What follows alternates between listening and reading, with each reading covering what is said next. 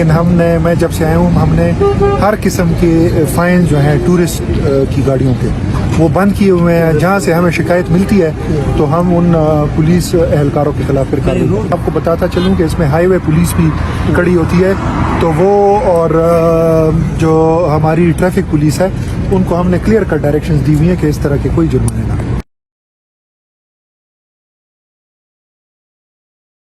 ہمارا سی پیک جو express way ہے اس سے مین جنکشن ہے.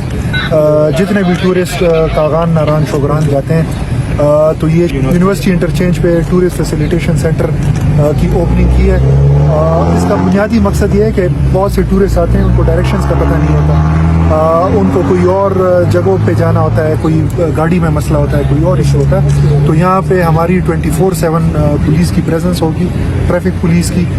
اس کے علاوہ ہم نے ایک ٹول نمبر بھی 1915 سے سٹارٹ کر رہے ہیں جس پہ وہ کنٹرول کے ساتھ منسلک ہوگا اور کسی قسم کی بھی شکایت یا کوئی فیسیلیٹیشن کسی کو ضرورت ہوتی ہے تو وہ اس پہ بھی کال کر سکتے ہیں.